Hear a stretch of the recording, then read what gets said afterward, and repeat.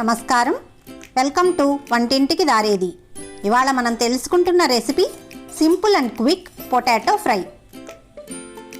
ఒక్కసారి బంగాళదుంపతో ఇలా ఫ్రై చేసి పెట్టారంటే ఎప్పుడు బంగాళదుంపలు తెచ్చినా ఇలాగే చేసి పెట్టమని అడుగుతారు.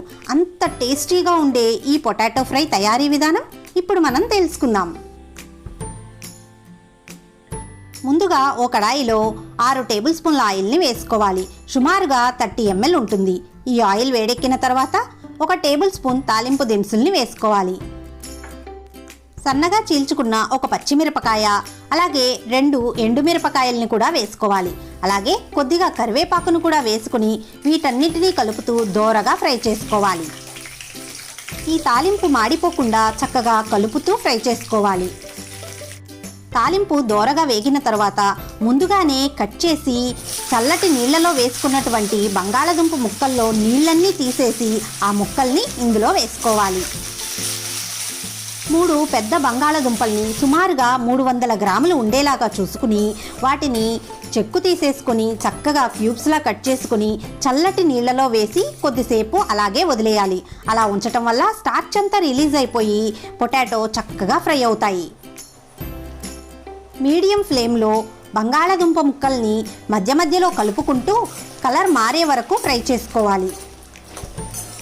బంగాళదుంప ముక్కలు కొద్దిగా కలర్ మారిన తర్వాత ఇందులో 1/2 టేబుల్ స్పూన్ పసుపుని వేసుకోవాలి. దీనిలో రుచికి సరిపడా ఉప్పుని వేసుకోవాలి.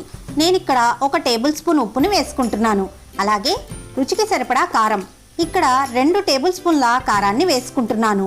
మీరు తినగలిగే కారాన్ని బట్టి మీరు వేసుకోవచ్చు. వీటన్నింటినీ కూడా బాగా కలుపుకుంటూ మరొక 5 నిమిషాల పాటు చక్కగా ఫ్రై చేసుకోవాలి. మనం వేసుకున్న కారంలో పచ్చివాసనంతా పోయి అలాగే బంగాళదుంప ముక్కలకి ఈ ఉప్పు కారాలు బాగా పట్టుకున్న తర్వాత ముందుగానే దంచి ఉంచుకున్న 2 టేబుల్ స్పూన్ల వెల్లుల్లి ముద్దను కూడా ఇందులో వేసుకుని బాగా కలుపుకోవాలి. ఈ వెల్లుల్లి కూడా నూనెలో చక్కగా ఫ్రై అయ్యి మంచి సువాసన వచ్చిన తరువాత మనం వేసుకున్నటువంటి బంగాళదుంప ముక్క ఉడికిందో లేదో ఒకసారి గరిటెతో చెక్ చేసుకోవాలి.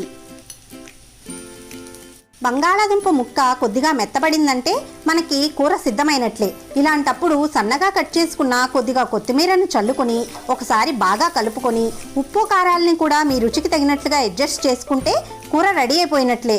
ఇక స్టవ్ మీద నుంచి దింపి సర్వ్ చేసుకోవటమే. మన పొటాటో ఫ్రై రెడీ అయిపోయింది. ఇలా సిద్ధమైన ఈ కర్రీని వేరొక బౌల్లోనికి ట్రాన్స్ఫర్ చేసుకుని సర్వ్ చేసుకోవటమే. ఎంతో టేస్టీగా ఉండే ఈ కర్రీని చాలా క్విక్గా చాలా సింపుల్గా రెడీ చేసుకోవచ్చు.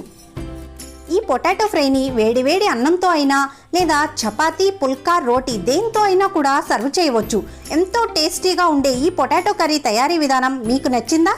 అయితే కామెంట్స్లో తప్పకుండా తెలియచేయండి. మీరు మన ఛానల్ని ఫస్ట్ టైం చూస్తున్నట్లయితే తప్పకుండా సబ్స్క్రైబ్ చేయండి. అలాగే షేర్ చేయటం, లైక్ చేయటం మర్చిపోకండి. మరిన్ని వీడియోస్ కోసమై బెల్ ఐకాన్ క్లిక్ చేయండి.